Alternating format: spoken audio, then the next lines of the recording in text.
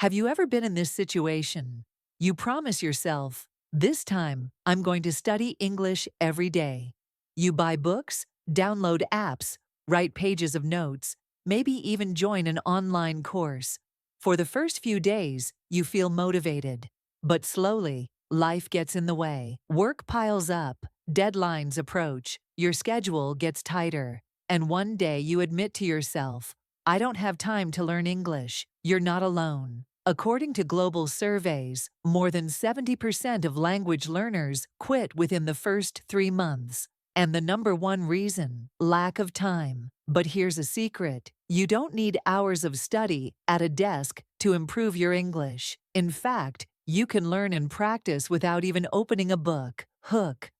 The idea that changed everything. Every day, I had a simple habit: walking. Not too long, maybe 20 or 30 minutes. At first, I walked for health, to relax, to clear my mind.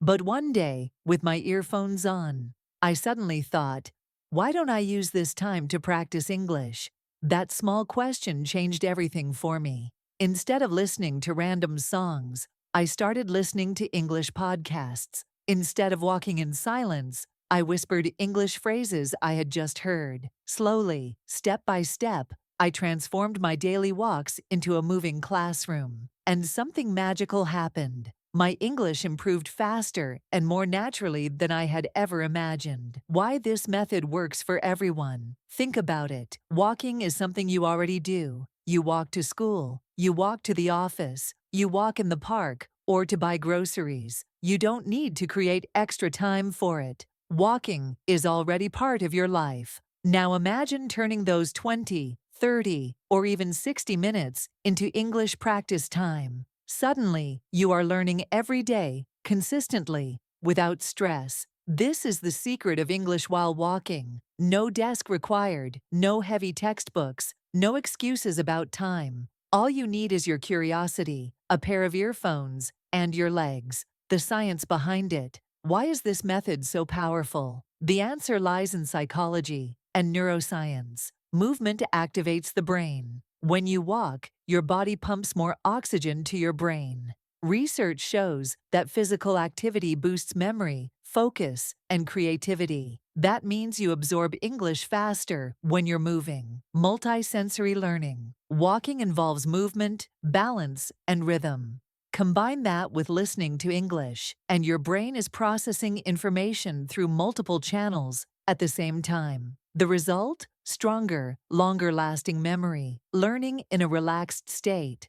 Walking reduces stress, and when you are relaxed, your brain is more open to learning. You worry less about mistakes. You practice more naturally. Language connected to real life. On a walk, you see people, shops, nature, street signs. These real objects instantly become material for practice. You see a coffee shop and say to yourself, I'd like to order a cup of coffee. You see a dog running and describe, that dog is so fast and happy. This makes English real, practical, and alive. A day in English while walking.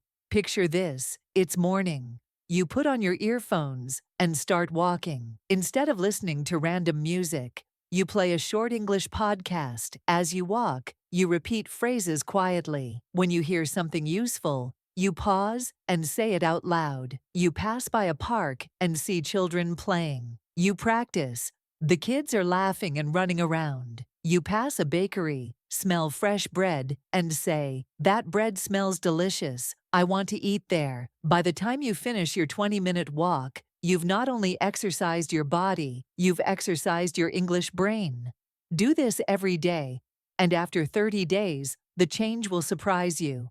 For busy learners everywhere, this method isn't just for me, it's for you. For anyone, anywhere in the world, no matter how busy you are. Are you a student? Practice on your way to class. Are you an office worker? Use your lunch break walk. Are you a parent? Practice while walking your child to school. No matter where you live, New York, London, Tokyo, or Hanoi, you walk every day, and now you can learn English every day too. Motivation to start. Many people think, I'll study English seriously when I have more free time. But the truth is, you will never magically find time. You must use the time you already have. Walking is perfect because it doesn't add pressure. You're not sitting down with a heavy book. You're not forcing yourself into an hour-long lesson. You're simply taking advantage of something you already do. And small daily steps build big results. A 30-day promise. Here's my promise. If you try English while walking for 30 days, you will notice a real difference. At first, you may whisper quietly, worried that people around you will look at you strangely. But after a few days, you'll become more confident. Your sentences will get longer. Your pronunciation will improve. By the end, have you ever asked yourself, why do I keep studying English, but my progress feels so slow? Or worse, why do I always start, but never finish? If this sounds familiar, you are not alone. In fact, this is the universal problem that millions of English learners face, no matter where they live, how old they are, or what their native language is. Today, let's dive deep into the real challenges that make English learning so difficult for so many people. And once we understand the problem clearly, the solution will make so much more sense. Many learners believe, to learn English, I need at least 1 or 2 hours a day. So they plan. I'll study after work. I'll study this weekend. I'll start when I have vacation. But what happens? Work gets busy. Family needs attention. Social media eats up your time. Suddenly, that 2-hour block you promised yourself disappears. And here's the trap. When you can't find those big blocks of time, you tell yourself, I guess I can't study today. Then one day turns into 3 days. 3 days turn into a week, and soon you've stopped completely.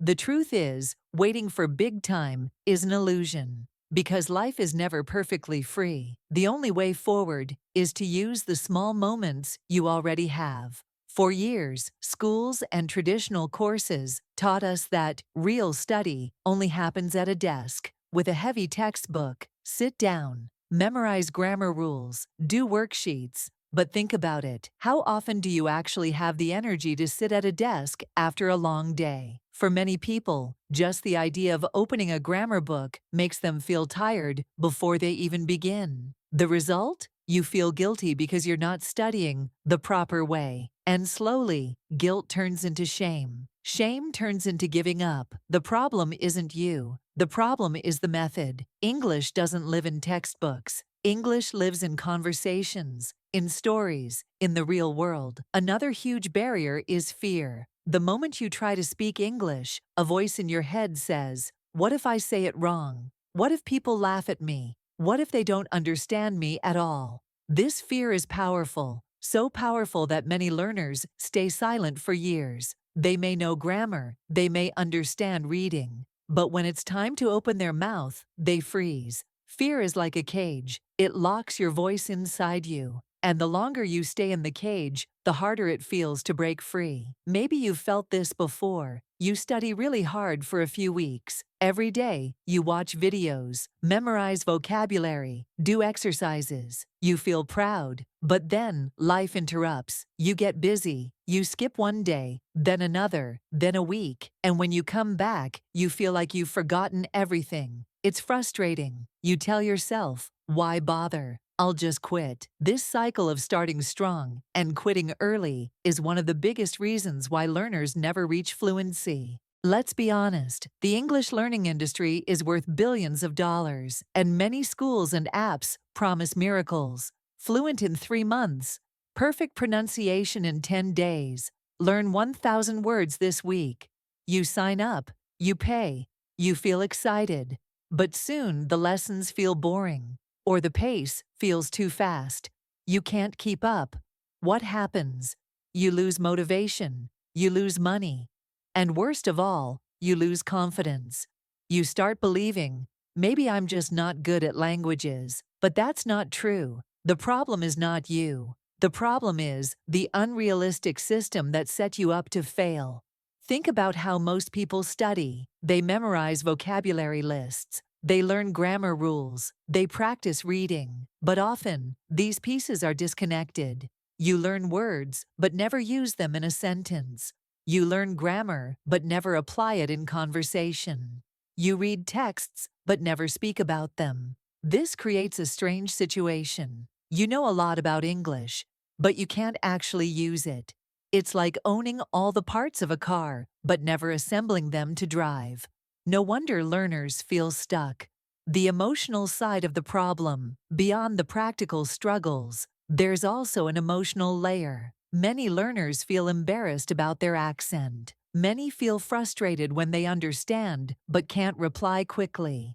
Many feel alone because their friends or family don't share the same passion for English. This emotional weight is heavy. Sometimes, it's not the lack of knowledge that makes people quit. It's the loneliness, the shame, the feeling of failure. A real story. Let me share a story of a learner named Anna from Brazil.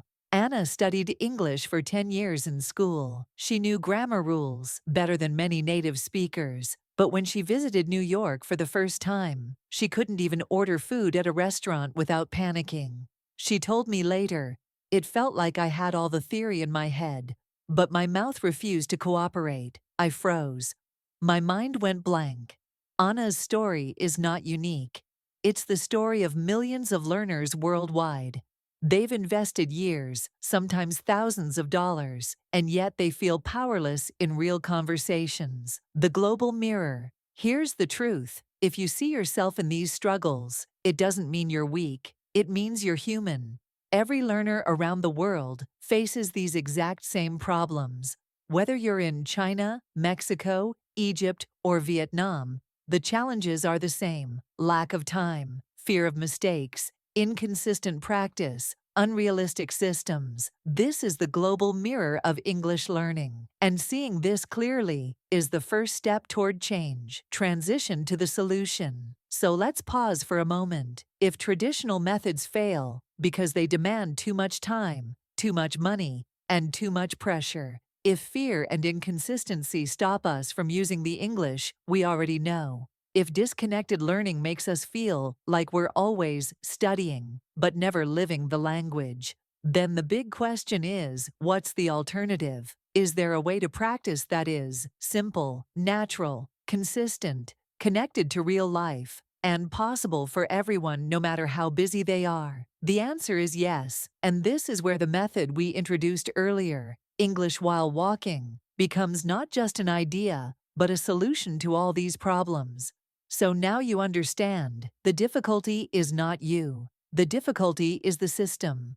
The old system expects big blocks of time, heavy textbooks, expensive classes, and perfection without mistakes. No wonder learners give up. But you don't need to give up, because the solution doesn't require more money or more time. It requires a new perspective. And in the next part, we'll see exactly how English while walking solves these problems one by one, and why it might be the breakthrough method you've been waiting for. After struggling with traditional methods, many learners feel stuck. They believe fluency is out of reach. But sometimes, the biggest discoveries are not about working harder, they're about working differently. One day, I asked myself a simple question. What if English learning didn't need to feel like studying at all? What if it could be something I do naturally, while living my life? That was the spark that led to English while walking.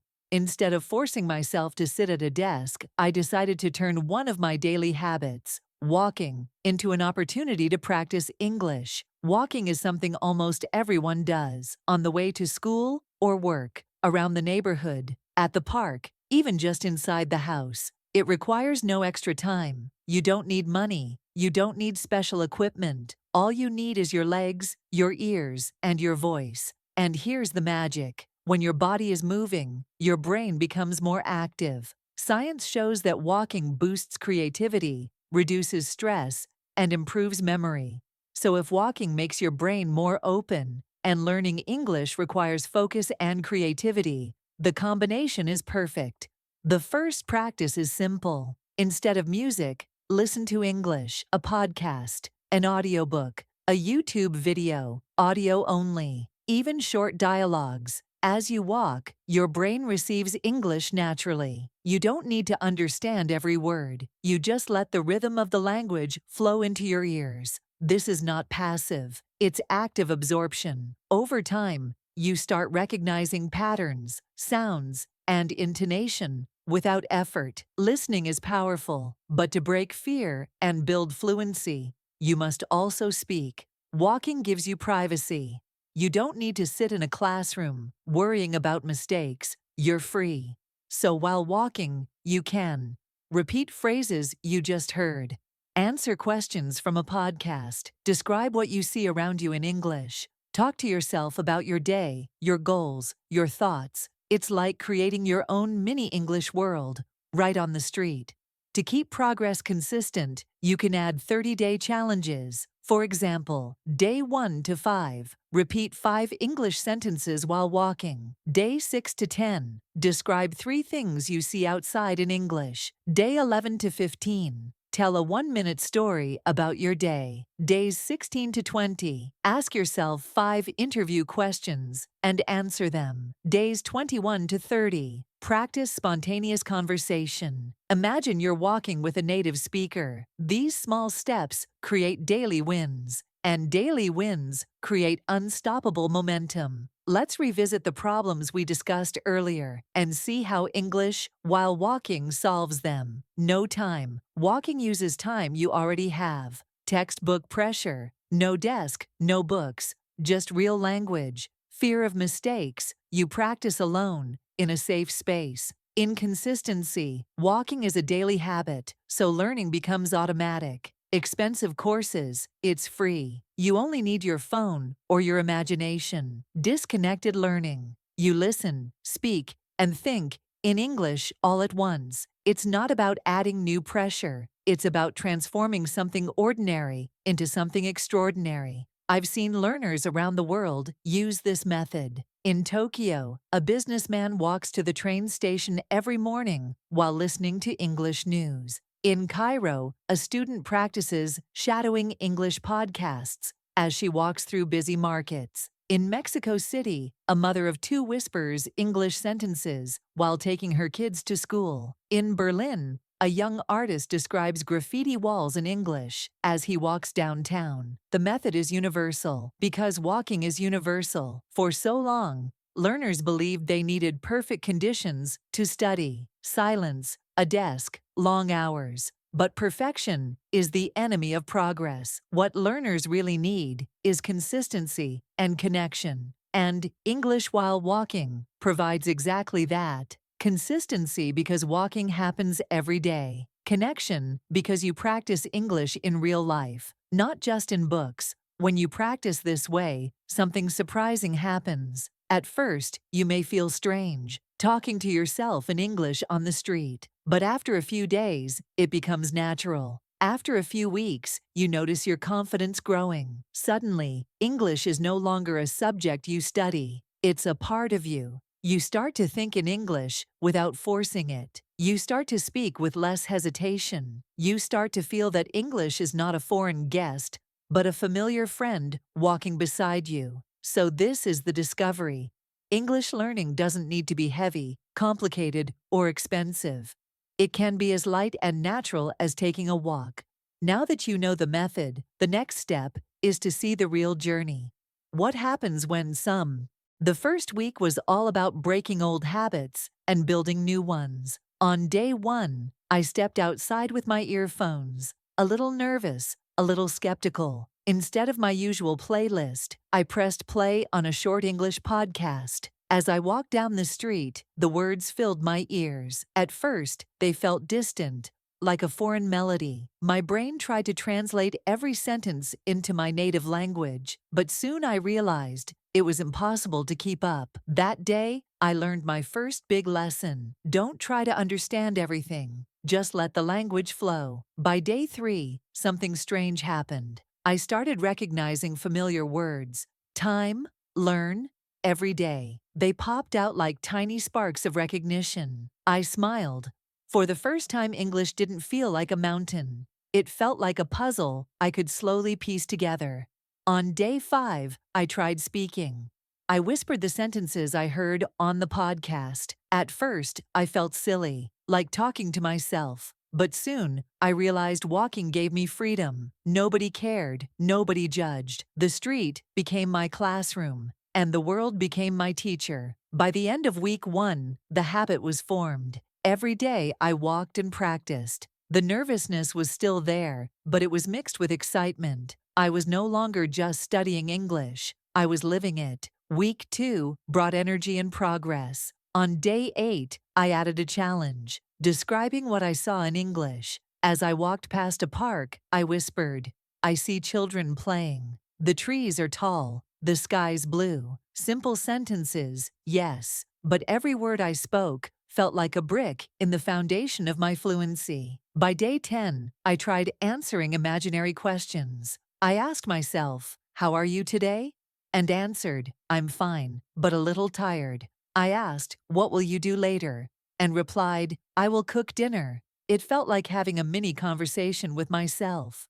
But in English, on day 12, something magical happened. I caught myself thinking in English, even if only for a few seconds. I saw a cat cross the street, and instead of my native language, my mind said, "Oh, a cat is running." That small shift gave me goosebumps. By the end of week 2, I wasn't just walking. I was walking with purpose. English was no longer separate from my life. It was blending into it. Week 3 was where things truly changed. On day 15, I noticed my pronunciation improving. Because I repeated sentences while walking, my tongue became more comfortable with English sounds. Words that once felt heavy, like world or through, now came out smoother. On day 18, I tried storytelling. As I walked, I told a short story in English. Yesterday, I went to the supermarket. I bought some apples and bread. The cashier was very kind. It wasn't perfect. I made mistakes, but I didn't stop. And for the first time,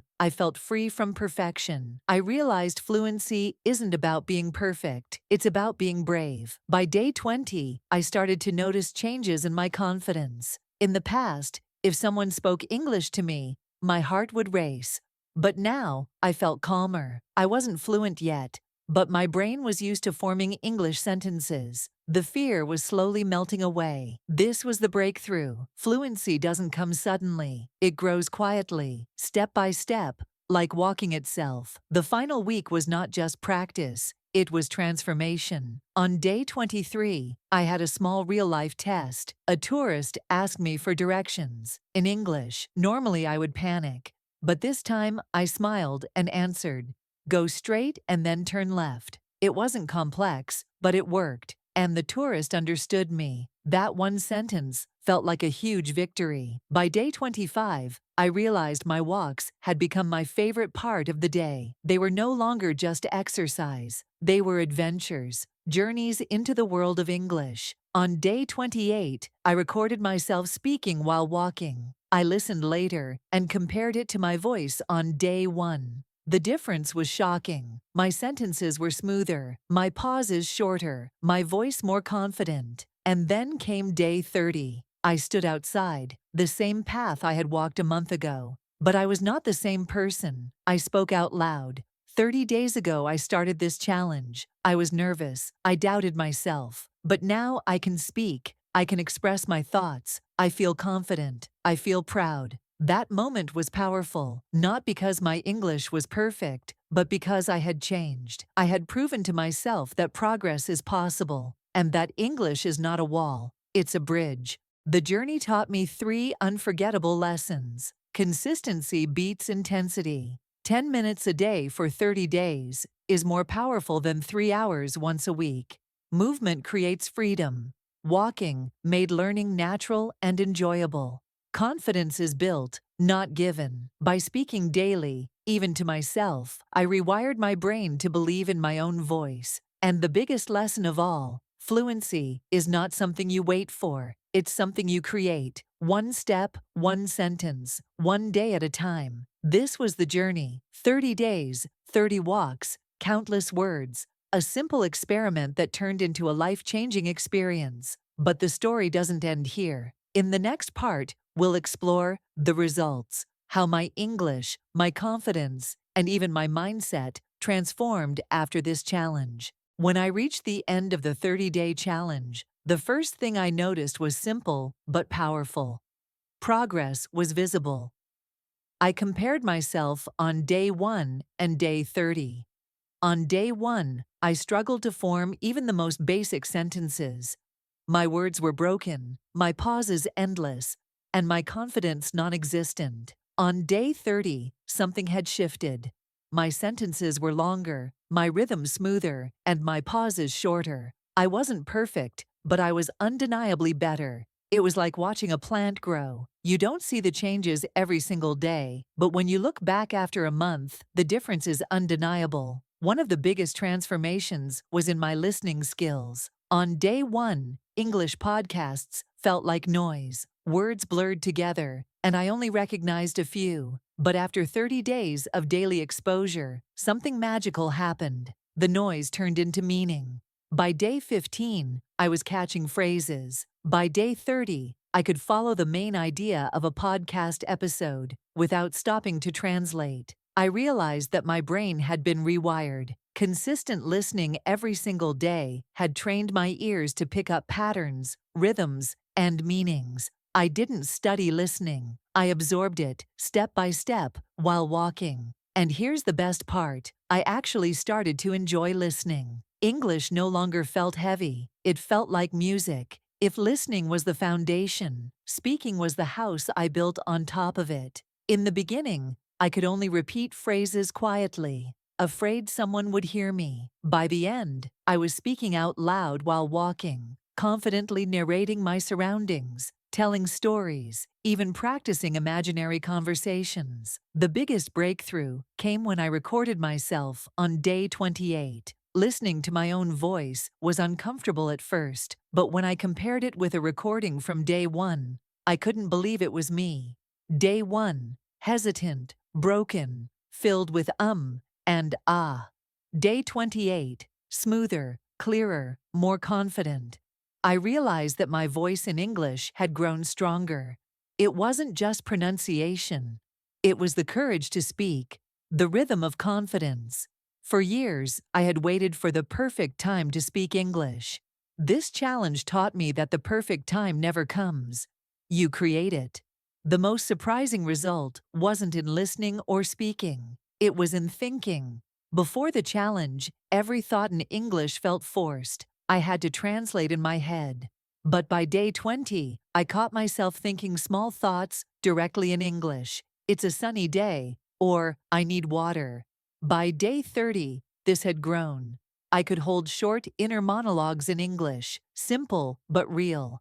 And that was when I realized true fluency begins in the mind, long before it shows in conversation. Walking every day gave my brain space to switch languages naturally. Of all the changes, confidence was the greatest. On day 23, when a tourist asked me for directions, I answered in English without freezing. That moment was worth more than any textbook or grammar rule. It proved that my practice was working. By day 30, I no longer felt the same fear when I imagined speaking to foreigners. The anxiety that once paralyzed me had softened. I wasn't completely fearless, but I was stronger than before. Confidence, I learned, is not given. It's built, and I had built mine, one step at a time. What surprised me most was how the challenge didn't just improve my English, it improved my life.